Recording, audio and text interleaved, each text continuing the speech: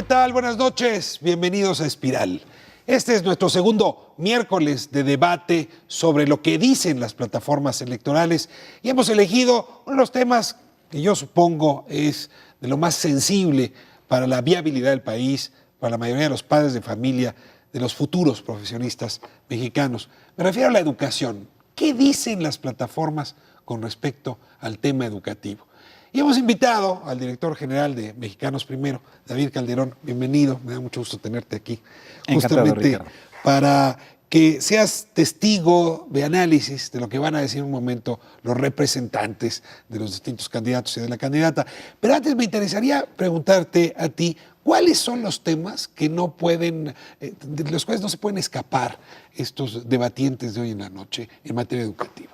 Bueno, es fundamental que nos puedan hablar de cómo ven el proceso educativo, cómo saber que vamos en la ruta correcta. El tema de la evaluación es fundamental, porque a propósito de la evaluación hay una gran contienda. ¿Qué se evalúa? ¿Quién se evalúa? ¿Cuándo se evalúa? Sobre todo, ¿qué vamos a hacer con la evaluación? Y entonces es central el papel del maestro. ¿Queremos que sigan siendo operarios o hay una perspectiva diferente? ¿Qué nos ofrecen los partidos? Otro aspecto importantísimo es saber, sabemos el principal problema de la educación superior es la baja calidad de la educación básica, pero tenemos un problema de cobertura y tenemos un estrechamiento en la parte de bachillerato, en las opciones para los jóvenes. La irrupción de los jóvenes ahora es un reto para todos nosotros, nos replantea en las prioridades y finalmente casi nunca cerramos el ciclo. ¿Qué significa tener un país educado? No solo en términos de tenemos buen aprovechamiento, ok, pero ¿eso qué significa? ¿Qué transformación de la realidad permite? Y entonces, ¿qué hay de la ciencia? ¿Qué hay de la tecnología? Que siempre han sido como un corolario al que nunca se llega. David, dos de los candidatos, o una candidata y un candidato, se han pronunciado fuertemente en contra del papel jugado por el liderazgo del CENTE. ¿Es un tema o es un tema distractor? No, yo creo que es un tema central, porque es un tema que va al corazón de las reglas. Uno puede tener buenos propósitos, pero si las reglas escritas y sobre todo las no escritas deterioran, distorsionan la posibilidad de un servicio de calidad, especialmente para la educación pública, que es la nivelación de las oportunidades vitales, no es un tema menor, es un tema central y los distintos vínculos que ha tenido el liderazgo del sindicato y los distintos detractores que tiene y los estilos de hacer este reproche cuentan mucho. Bueno, David, pues vamos a escucharlos y te pido que regreses conmigo al final para ver tus conclusiones, tus observaciones siempre agudas en esta materia. Muchas gracias. Comenzamos.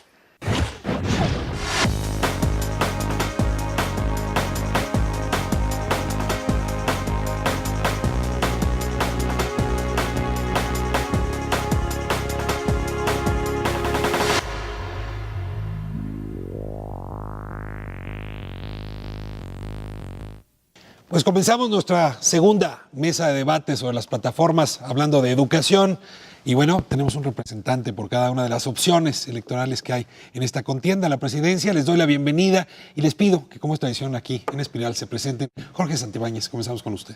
Claro, como no, buenas noches a todos. Mi nombre es Jorge Santibáñez y vengo representando a la licenciada Josefina Vázquez Mota, con quien colaboré en la Secretaría de Educación Pública, desarrollando algunas de las iniciativas que ella trajo al sector educativo, como el concurso de asignación de plazas docentes, la ampliación y difusión de la prueba enlace, los registros de información estadística de docentes y más recientemente en la plataforma de campaña en el área educativa. Jorge, bienvenido. Muchas gracias. Adrián Gallardo, me da mucho gusto tenerle aquí. Adrián Gallardo, soy licenciado en Economía y estudié una maestría en Políticas Públicas en Estados Unidos. Actualmente soy vicepresidente de Asuntos Educativos de la Fundación Colosio y coordiné el encuentro por el futuro educativo que reunió a 40 expertos en temas de educación para enriquecer la propuesta de Enrique Peña Nieto. Muchas gracias por acompañarnos. Ángel Didrickson. Muchas gracias. Soy Axel Didrickson Takayanagi, doctor en Economía, investigador sobre temas de educación desde hace más de 30 años. Fui secretario de Educación del Gobierno del Distrito Federal y somos parte del equipo de trabajo que elabora el programa de la nueva Secretaría de Educación Pública bajo la coordinación y dirección del doctor Juan Ramón de la Fuente para el programa educativo de Andrés Manuel López Obrador. Muchas gracias, Emilio Cebadúa. Bienvenido de nuevo. Muchas gracias, muy buenas noches. Mi nombre es Emilio Cebadúa. Soy actualmente presidente de la Fundación para la Cultura del Maestro del Sindicato Nacional de Trabajadores de la Educación.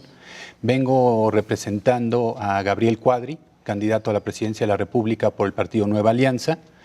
Tengo una trayectoria académica, soy doctor por la Universidad de Harvard y en los trabajos que he venido realizando en los últimos años me he especializado en el ámbito educativo con propuestas que los maestros y distintas dependencias han considerado. He participado igualmente en la plataforma electoral de Nueva Alianza en el tema educativo.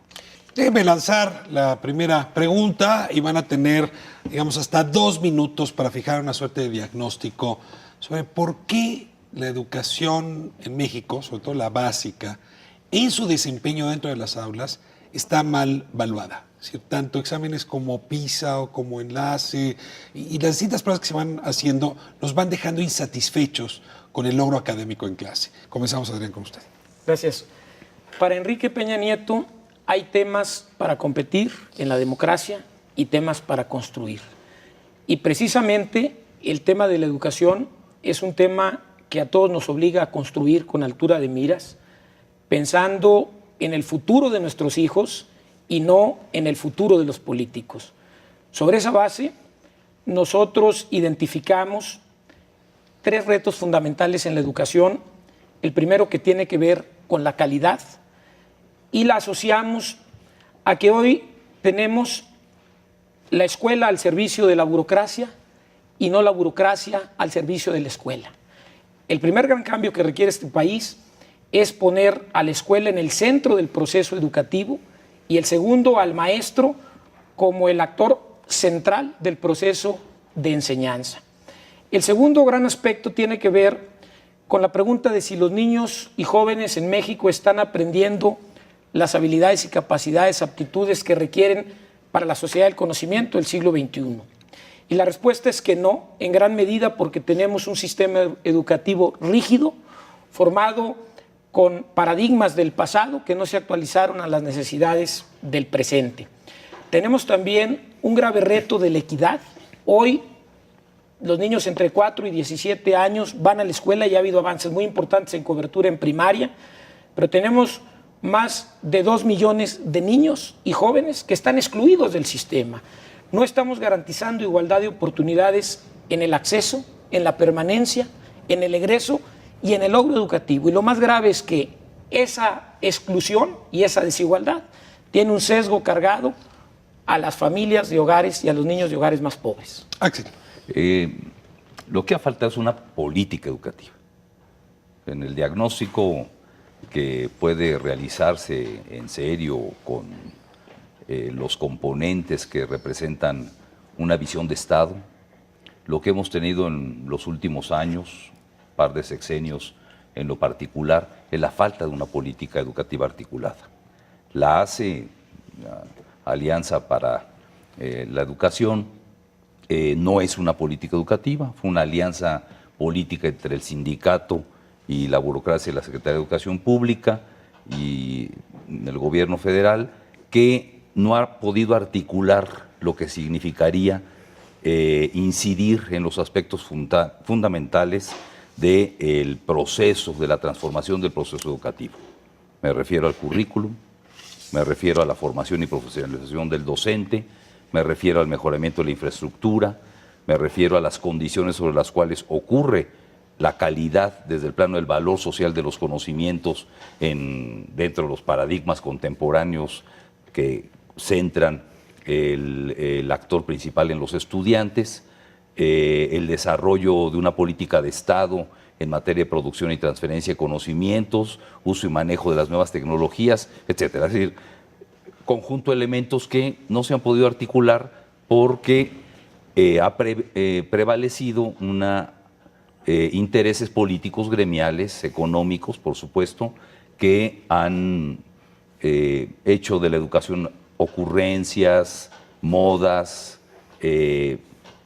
obviamente pleitos en las cúpulas, que ha impedido que el tema educativo esté en el centro de la vida de la sociedad, de la vida de la escuela, y que se haya logrado pues articular una propuesta efectivamente central, con una lógica, con una racionalidad. Emilio Cebadú. Mira, para Gabriel Cuadri y para el Partido Nueva Alianza, la educación es por muchas razones un tema central. Hoy creo que todos en nuestro país reconocemos que necesitamos una educación de calidad. La necesitan los jóvenes que están ingresando a las universidades y que compiten por los espacios en la educación superior, que quieren tener una educación de calidad. Lo saben aquellos que también buscan empleo al egresar del bachillerato, del tecnológico, de la propia universidad. Lo saben los padres de familia que quieren lo mejor para sus hijos. Una educación de calidad es un reto fundamental para México, para Gabriel Cuadri, para Nueva Alianza. Este es un tema estratégico y lo debe ser para el siguiente gobierno. ¿Por qué estamos hoy en una situación de crisis en el ámbito educativo? En buena medida porque durante los últimos años, décadas incluso, el gobierno mexicano no ha invertido en la infraestructura, en muchos sentidos de la palabra, tecnológica, por ejemplo, material en las escuelas, en la formación de maestros, que el siglo XXI le exige hoy en día a México. México eligió hace ya varios años incorporarse a la globalización y por ende compite con países que sí han invertido en 20 o 30 años en la educación. Hoy se nos exige por parte de ese mundo competitivo que nuestros jóvenes en las escuelas, en las universidades, tengan una calidad educativa que les permita competir con jóvenes en Europa, jóvenes en Asia, jóvenes en países que están en procesos de desarrollo. Por lo tanto, México tiene que invertir en esta infraestructura educativa, tiene que formar a maestros para los nuevos retos, tiene que construir escuelas, tiene que decidir por un modelo tecnológico y no continuar desperdiciando tiempo en proyectos como Enciclomedia que han implicado costos, pero no han dotado a las escuelas de estos elementos. Jorge Santibáñez. Yo creo que el reto importante es la calidad, sobre todo en educación básica. Un poco para referirnos específicamente a la pregunta que lanzaste, en media superior y superior tendríamos problemas adicionales a la calidad, tenemos también problemas de cobertura y de pertinencia. En educación básica, el reto sin duda más importante es el de la calidad, que debe de reflejarse con estrategias relativamente sencillas, es decir, se necesitan mejores maestros y mejores escuelas. Y por mejores maestros no entiendo solamente un incremento en la calidad de lo que están haciendo los maestros, sino en términos de una transformación de los docentes que puedan convertirse en desarrolladores de capacidades y no simplemente transmisores de conocimientos. Eso requiere de una reforma profunda desde la formación inicial de los docentes hasta los estímulos, la formación continua, es decir, se requiere transformar al gremio de los docentes, y ahí yo creo que hay que decirlo muy abiertamente. Hay instrumentos muy valiosos, la evaluación. Hoy la evaluación se analiza como un fin en sí misma, cuando en realidad es un instrumento. No debiéramos de discutir la evaluación. La evaluación debiera de ser un instrumento del área educativa, del sector educativo, por default. No es necesario discutir si se evalúa o no, y desgraciadamente estamos en esa discusión.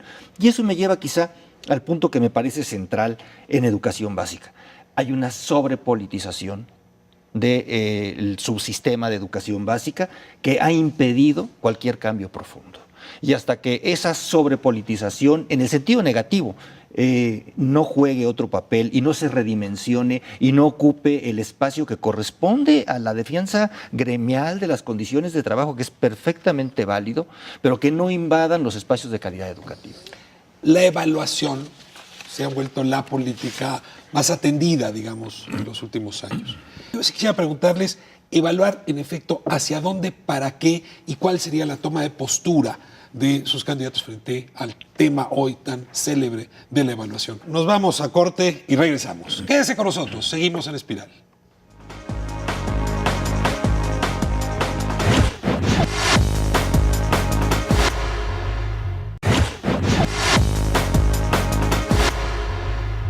Seguimos con el debate sobre educación. La pregunta ya la hice. La importancia de la evaluación y qué posición toman los candidatos frente al tema. Axel, le toca comenzar. Como movimiento progresista, estamos a favor de la evaluación para incidir en la calidad, pero no tenemos referencias de investigaciones educativas al respecto.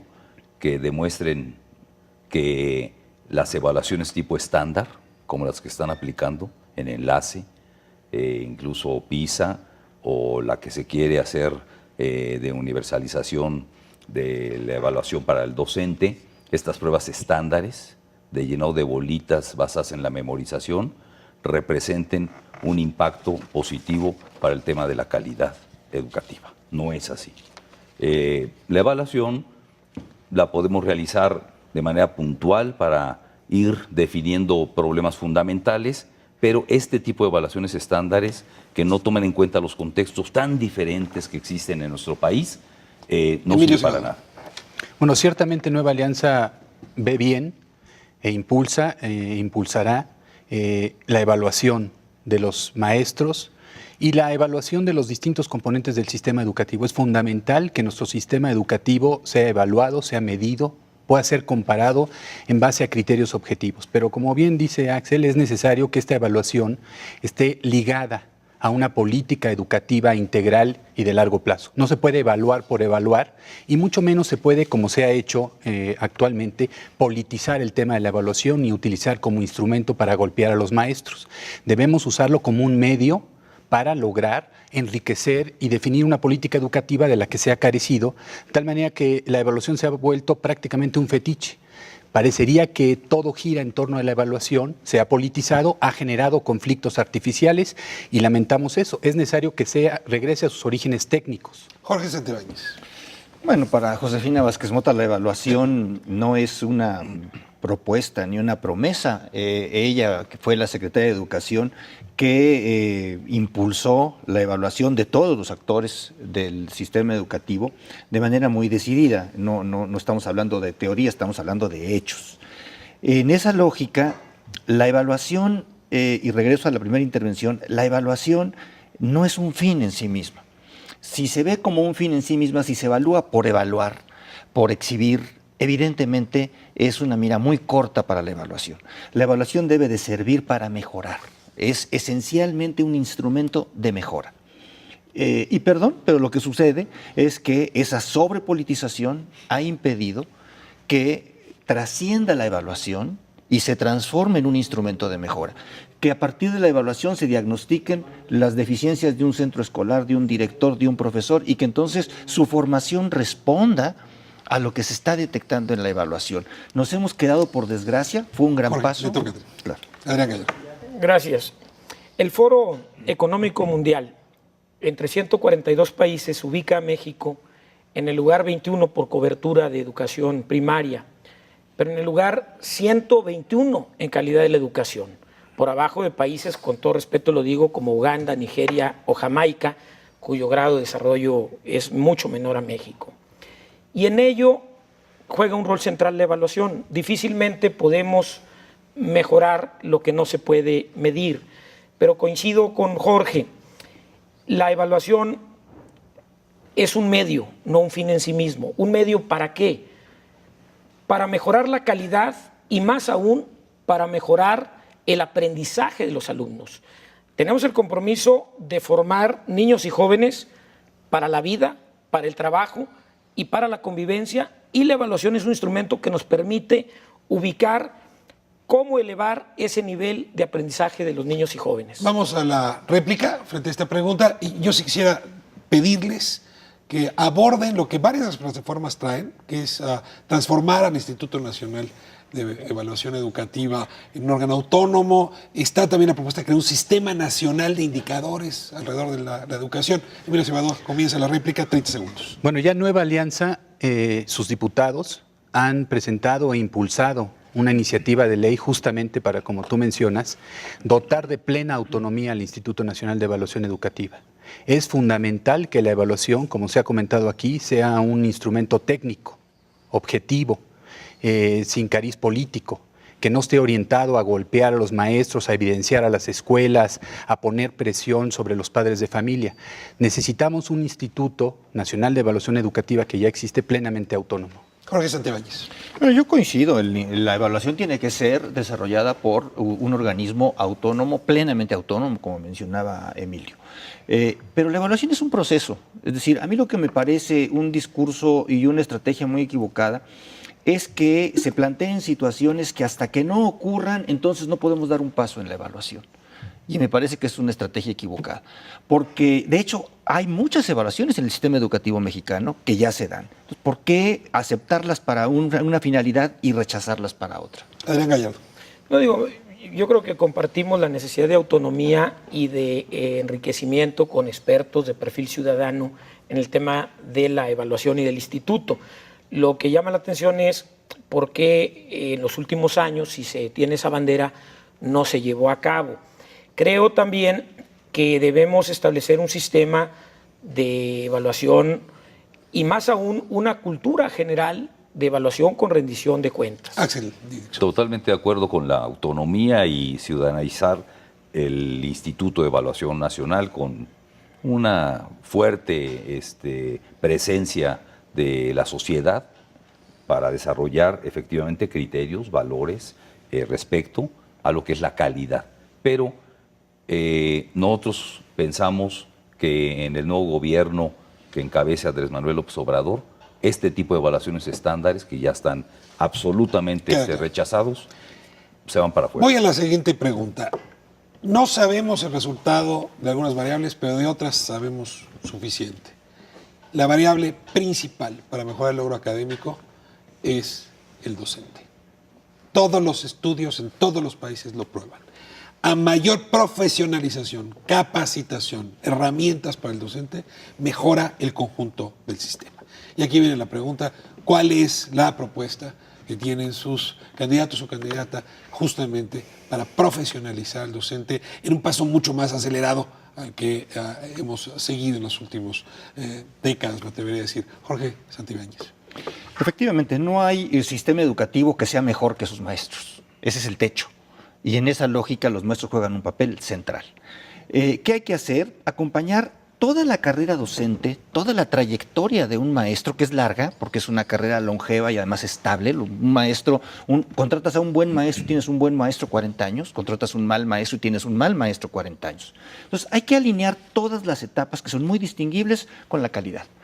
Desde la formación inicial hay que reformar las normales, hay que, en vez de estar formando profesores que solamente transmiten conocimientos, hay que formar profesores que desarrollen capacidades, hay que seleccionar a los docentes en función del mérito y no de que compraron la plaza o la heredaron. Por eso se lanzó el concurso, y hoy el concurso, hay que decirlo, no es pleno, sigue habiendo prácticas que venden o heredan plazas, y por ahí no vamos a llegar nunca a la calidad. Y a partir de las siguientes etapas, alinear todas las etapas con la calidad. Sí, yo creo que el punto de partida es reconocer que el maestro no es objeto, sino sujeto del proceso educativo. Y en ese sentido, tenemos que darle las condiciones y los elementos para mejorar su formación, su capacitación, su actualización, lo cual es muy relevante en una sociedad como la que tenemos en el siglo XXI. Y en ese sentido, tenemos que trascender las posiciones de todo o nada y entender que se requiere una política de Estado donde con la participación de todos los actores se reconozca el rol fundamental del maestro y convertir al maestro en el principal promotor de la transformación educativa. También creo que es muy importante cuidar que tengamos una profesionalización que mejore la calidad, pero que pasa por la equidad. Hoy en día se han reducido del 2000 a la fecha en alrededor de un 60%, según la ONU, en los recursos para los programas compensatorios que van a zonas rurales. Hay que cambiar el proceso a través del cual se forman los docentes sobre prácticas y una cultura y valores de paradigmas viejos, tradicionales, de cátedra por exposición, hacia un docente que entienda lo que es el desarrollo de los aprendizajes significativos, que sea un promotor del desarrollo de los estudiantes. Esto requiere, por supuesto, una gran transformación en las estructuras, en las instituciones normales de formación, la Universidad Pedagógica Nacional, etcétera, etcétera, que va a ser un esfuerzo, sin duda, estratégico para el nuevo gobierno que encabeza Andrés Manuel López Obrador y que va a poner el centro en un nuevo proceso de formación docente para meterlos directamente en estos nuevos Emilio paradigmas. Acevedo.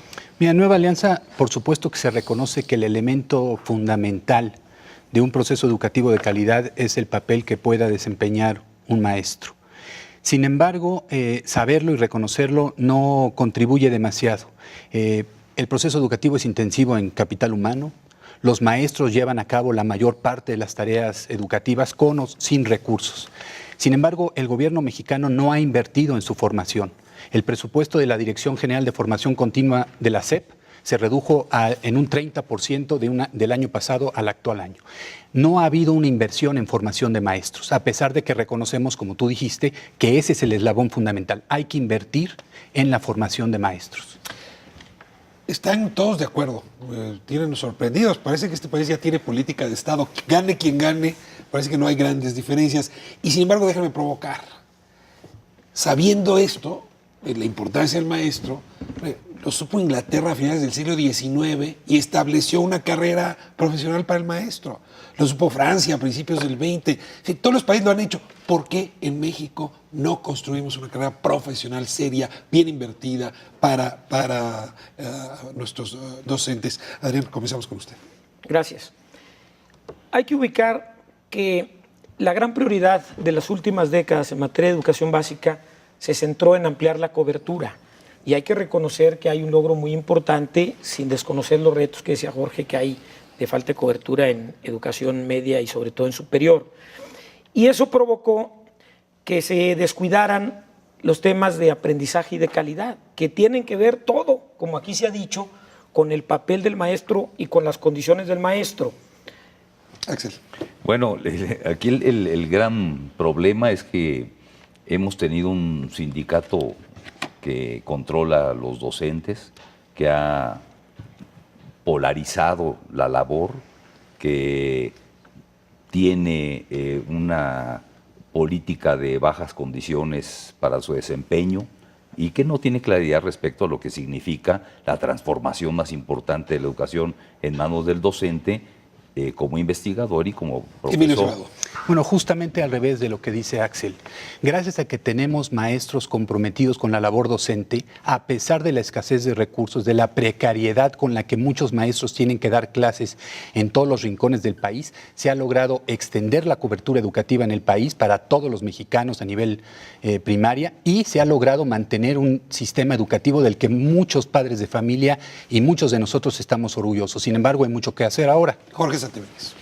A mí me llama la atención, efectivamente, esta aparente tensión, porque más del 80% del gasto educativo va a la nómina de los docentes. Entonces, no es un tema solamente de recursos. Si bien es cierto, los recursos podrían ser un tema, no es un tema solamente de recursos. Yo insistiría en que hay un tema de calidad, es decir, la formación continua no se hace en función de evaluaciones. Los estímulos a los docentes no se distribuyen en función de evaluaciones. En consecuencia, no hay nada que estimule la calidad de los docentes. Si no rompemos ese círculo, va a ser muy difícil. Bueno, vamos a la siguiente pregunta, la cual tiene una dinámica un poco distinta. No les voy a dar la palabra. Tienen 4 minutos a su disposición para tomarla como quieran y argumentar lo mejor que puedan con ese tiempo. La relación entre el Sindicato Nacional de Trabajadores de la Educación y el Estado está en el debate público. Hay quien advierte que se requeriría un nuevo reordenamiento de facultades. ¿Quién es responsable de qué y quién debe soltar responsabilidades? ¿Es realmente un problema esa relación? ¿Y hacia dónde dirigir las materias para A mejorarla? ver, yo pienso que en un sistema de educación básica con más de 25 millones de niños en México, alrededor de 1 millón de maestros, pretender trasladar toda la responsabilidad a un actor y peor a una persona es un despropósito, por no decir que es una afirmación con sesgo político electoral. Me parece que el tema de la educación es tan importante que es una tarea de todos y lo que es el bien público a tutelar es el derecho de nuestros niños a tener educación de calidad para competir con los niños de China, con los niños de Corea. No, pero totalmente de acuerdo. Nada más que yo creo que sí hay responsabilidades que no podemos ni siquiera obviar. El sindicato, por la vía de la práctica, se ha convertido, y si no el sindicato, porque eso también hay que distinguir entre los maestros y los liderazgos de los maestros, entre el sindicato y los líderes del sindicato. Ahí tiene un discurso, por lo menos, el liderazgo actual del CENTE desde hace más de 20 años, de calidad, de lanzar propuestas, pero propuestas que paradójicamente no avanzan. El sindicato se posiciona como él fue el que propuso la evaluación, él fue el que propuso el concurso, y sí es cierto, de alguna manera desde 2002 está el tema del concurso. ¿Por qué sale hasta 2008? Se ha especializado en una especie de metodología de que se proponen las cosas pero después se obstaculizan. Sí, yo creo que es una falta de responsabilidad para quien ha detentado el poder y ha estado en cargo de las políticas públicas en materia educativa, buscar distraer la atención de la falta de resultados hacia un actor externo de su propia oficina, de su propia área. Josefina Vázquez Mota fue secretaria de Educación Pública y no dijo que se le obstaculizaba en su trabajo. Lo que sí sabemos hoy es que está cuestionando el desarrollo y la calidad del propio sistema educativo que administró. Querer centrar la atención, distraer la atención hacia el sindicato, que no es una institución pública, que no es la Secretaría de Educación Pública, que es la autoridad, me parece a mí que es una irresponsabilidad. Hay que reconocer lo que se ha hecho o no se ha hecho desde el gobierno. Gabriel Cuadri y Nueva Alianza estamos aspirando a el ejercicio del poder público, el poder conducir la Secretaría de Educación Pública y el gobierno federal y entonces asumir las responsabilidades de esas políticas públicas. Querer decir que no se puede hacer nada porque hay un interlocutor que no lo permite y decirlo ahora, después de haber tenido ese cargo y no haberlo enfrentado o asumido con toda su responsabilidad, me parece que no conduce a nada. El tema de la evaluación.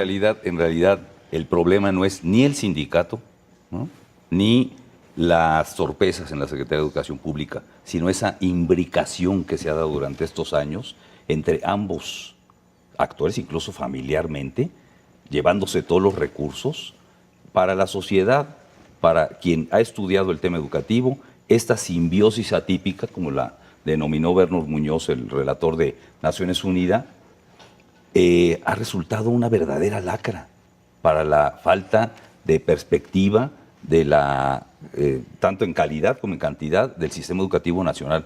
Ahí ha sido muy claro Andrés Manuel López Obrador. Hay que diferenciar absolutamente las tareas del gobierno, las tareas de políticas de Estado y el sindicato en su papel respecto de las áreas laborales e incluso respecto a la participación de los profesores en la lógica de la elección de sus propios dirigentes. Hay datos concretos, mira, hay datos muy concretos. En 2008, el sindicato firmó un documento donde se compromete a la evaluación universal. 2008.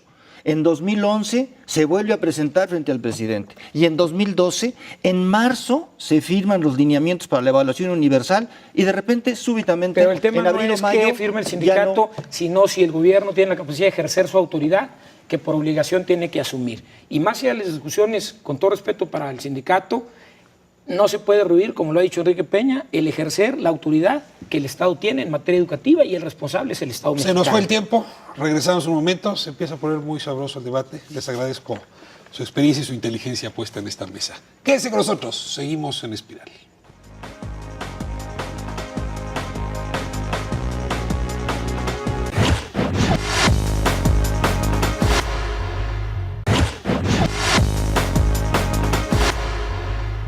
De vuelta a nuestro debate sobre educación y pasamos a la pregunta número 4. Tiene que ver con la educación media y la educación superior. Aquí se decía hace un momento, hay un problema ahí de cobertura, no solo de calidad, sobre todo de cobertura. Lo que sí se resolvió en la básica no se ha resuelto en nuestros otros niveles. La pregunta es, ¿qué propuestas traen las plataformas para enfrentar ese reto en la próxima administración? Axel. Se trata de un tema fundamental porque se nos van quedando en el rezago efectivamente cantidad de jóvenes, millones de jóvenes, tanto que no pueden ingresar al bachillerato, a la educación media superior en ninguna de sus modalidades, como dentro del sistema van creándose problemas de desescolarización. De tal manera que hay una expulsión también muy fuerte en el bachillerato y por supuesto ya tenemos ahí las restricciones para el acceso a la licenciatura y al posgrado. Es un tema crucial, nosotros vamos a poner un énfasis, una prioridad absoluta en la atención a jóvenes, crear modalidades de educación a distancia y virtuales muy sustentadas. Vamos a crear un sistema de becas también muy fuerte para ampliar la cobertura y, por supuesto, la reforma en la currícula, que ha sido este tema de las competencias totalmente equivocado. Mira, Gabriel Cuadri y Nueva Alianza reconocen que hay una demanda que se ha extendido entre gran parte de la juventud mexicana, porque no está satisfecha con las condiciones que tiene en sus niveles educativos y porque no ve tampoco una perspectiva de empleo estable y bien remunerado que le dé a él o a ella condiciones favorables para crear una familia, etcétera. Por lo tanto, sí, esta es un área crítica en la que nosotros ponemos un énfasis especial y buscaremos que haya una planificación que permita contar con la infraestructura para que haya cobertura amplia en la media superior y superior, para que haya becas y recursos para que los jóvenes puedan ingresar a las escuelas, para que esas escuelas tengan un mayor grado de exigencia en su calidad, para que no haya universidades patito, para que realmente los alumnos obtengan de su educación la calidad por la que pagan. Jorge Santibáñez.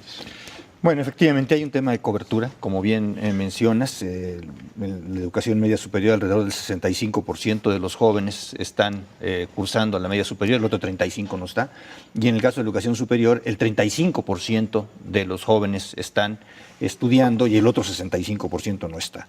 ¿Cuál es la idea muy concreta? Es llevar al 100% al 2018 a los jóvenes, incluso antes de lo que establece la reciente reforma de la Ley General de Educación, y al 50% por lo menos la educación superior también al 2018.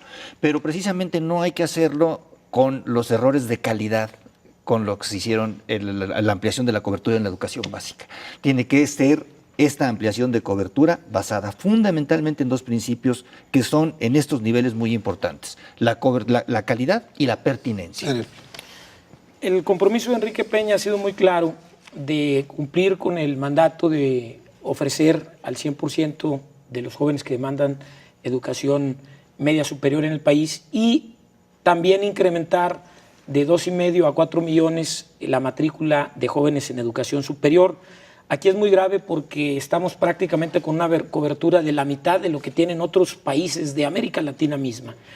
Para ello es muy importante, lo que se ha dicho, incrementar la infraestructura, incrementar las becas, pero algo fundamental también es enriquecer la vinculación entre la formación educativa y las necesidades del aparato productivo, con una visión de sacarle provecho a las oportunidades de la sociedad del conocimiento. Y algo muy importante que tiene que ver con el vínculo de educación básica con los demás escalones es que tenemos que fortalecer la calidad en la educación básica con propuestas como las que ha hecho Enrique Peña de jornadas de tiempo completo. El movimiento Yo Soy 132 tiene muchas razones de origen. A mí no me cabe duda que la principal es que las campañas no estaban tratando el tema de los jóvenes.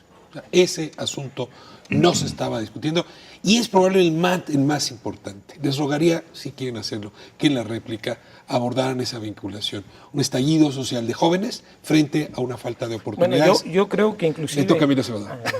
Pues, yo diría que hay que reconocer la valentía cívica de los jóvenes que hoy se expresan demandando lo que el gobierno o los gobiernos debieron haberles otorgado en los últimos años.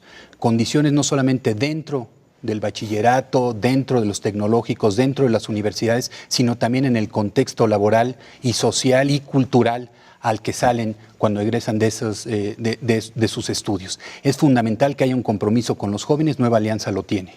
Jorge Santibáñez. Bueno, yo creo que hay un tema de pertinencia, es decir, los jóvenes buscan que estén formados para un México en donde siquiera tengan las posibilidades de transformación. Entonces yo creo que ese es un primer aspecto. Y el otro aspecto que no olvidemos, en el origen del movimiento 132 está el rechazo a la manipulación de los medios de comunicación en la construcción de candidaturas, de campañas. Entonces yo creo que son dos procesos que, si bien es cierto se pueden articular, tienen también espacios que son muy diferenciados. Enrique Peña ha dado la bienvenida a la vitalidad de los jóvenes y ha expresado su respeto a la pluralidad.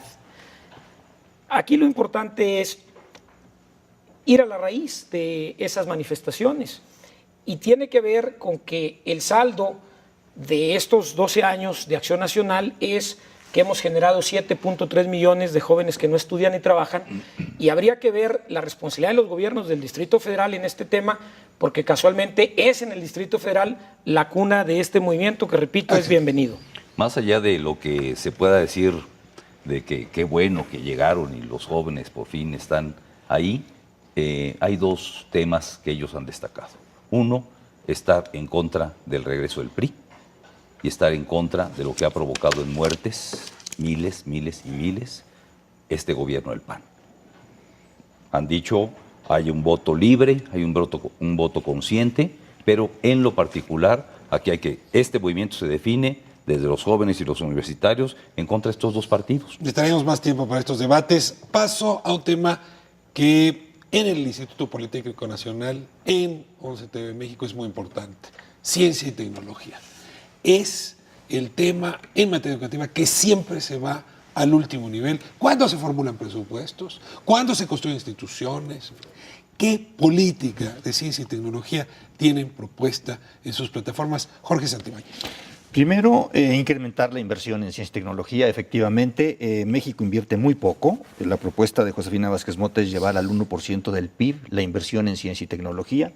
Segundo, empezar muy pronto, empezar con los niños. Hay experimentos, experiencias que está haciendo Mario Molina, por ejemplo, de que viven la ciencia los niños en la escuela. Tenemos que empezar muy, muy rápido. Es muy difícil que en la adolescencia o en la edad adulta se vinculen con la ciencia.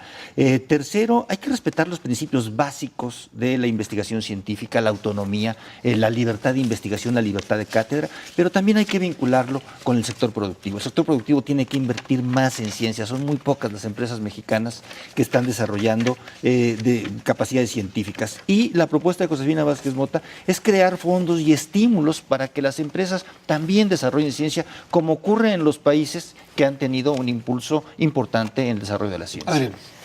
Pues me llama la atención lo que aquí se comenta, porque la pregunta de nuevo es ¿por qué no se hizo? En los últimos años la inversión en ciencia y tecnología se volvió marginal y está en menos de 0.4% del PIB, pero en ese mismo periodo en que gobernó Acción Nacional, el gasto corriente del gobierno federal, es decir, el gasto que no va a inversión, creció de 11% del PIB a 15% del PIB.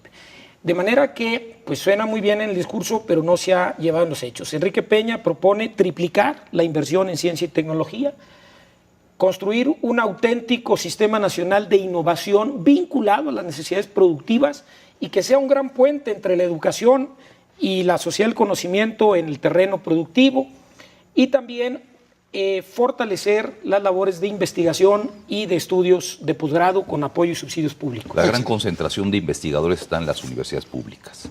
Por eso Andrés Manuel López Obrador ha propuesto la creación de la Secretaría de Educación Superior, Ciencia, Tecnología e Innovación, conducida por un científico, un Premio Nacional de Ciencias, como es el doctor René Drucker-Colín. Y ahí la propuesta fundamental es efectivamente recoger las propuestas que se han hecho por parte de la NUYES de alcanzar un 1.5% del PIB para presupuestos multianuales para investigación y desarrollo, vincularlo con la innovación en todos los terrenos y la divulgación científica que requiere de una cultura fundamental, y sobre todo hacer un giro hacia las fronteras del conocimiento, polos de desarrollo, de innovación en ciencia y tecnología en muchas partes del país donde hay una gran capacidad instalada y, por supuesto, una articulación en redes que permitan esto. No estoy seguro si crear más burocracia, crear una nueva secretaría como propone Andrés Manuel López Obrador es la solución, cuando lo que necesitamos es que los recursos escasos que hay en el país se destinen justamente al desarrollo de la ciencia y la tecnología, que se promueva la investigación con becas a los investigadores en lo individual y que se ligue la ciencia y tecnología con dos aspectos. Por un lado, como se ha mencionado aquí, con la producción, con lo que la industria necesita, tanto la nacional como la extranjera. No puede ser que Brasil tenga 10 veces más el número de patentes que los que se producen en México. Y necesitamos ligarla igualmente con el sistema de educación básica. Tiene que haber un esquema integral de educación. Lo que no se ha planificado y lo que no se ha invertido en ciencia y tecnología se aplica por igual al ámbito educativo. Necesitamos un sistema de largo plazo en el que se invierta en estos ámbitos. Me encantará tenerles aquí el año que entra a todos para discutir estas propuestas con mayor profundidad. Nos vamos a las conclusiones, miserables 30 segundos para cada quien.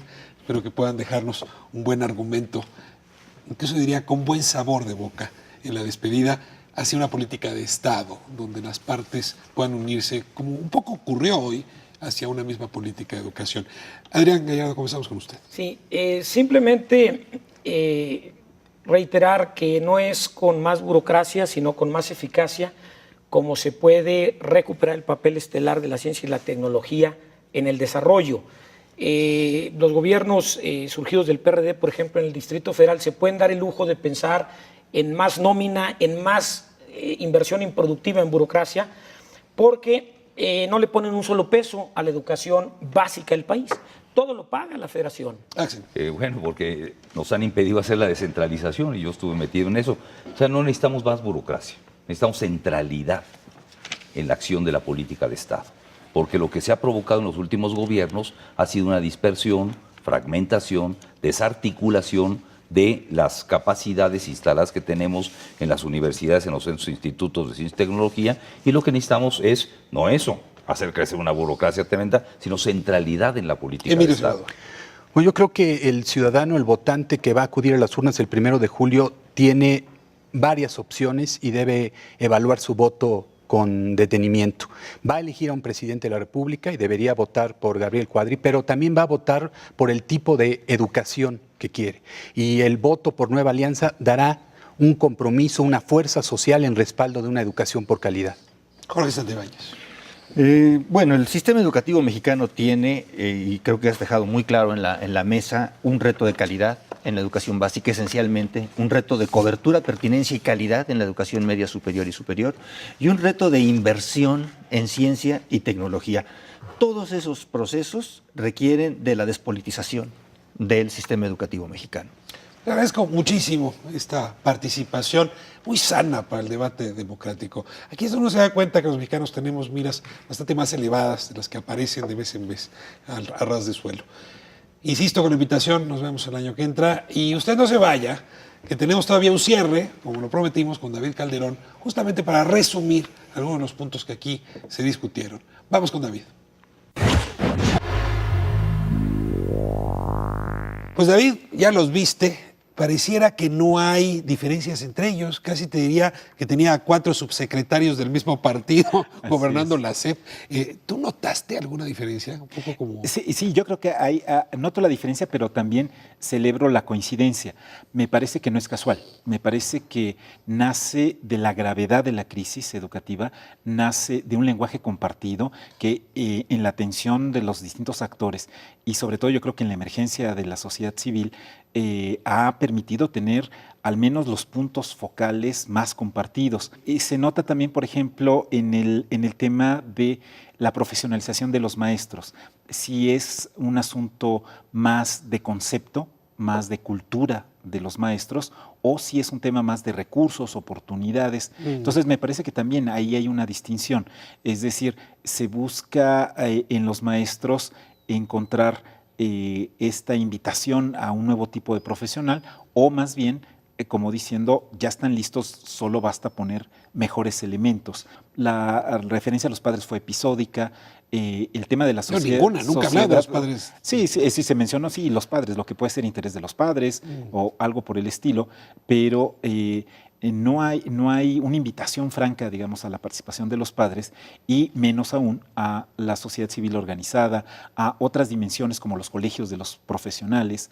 Entonces creo que nos falta matiz. Creo que hay una coincidencia que está muy dada por la gravedad del problema, pero que estos diagnósticos necesitan ser afinados. ¿Tú cómo estás viendo que ese movimiento, yo soy 132, pudiera orientar la política educativa del próximo gobierno? Sí, creo que más que orientarla, dejar la pregunta. Yo creo que no puede dar la respuesta, no les correspondería a los jóvenes, en el sentido de que apenas se están haciendo cargo de su voz.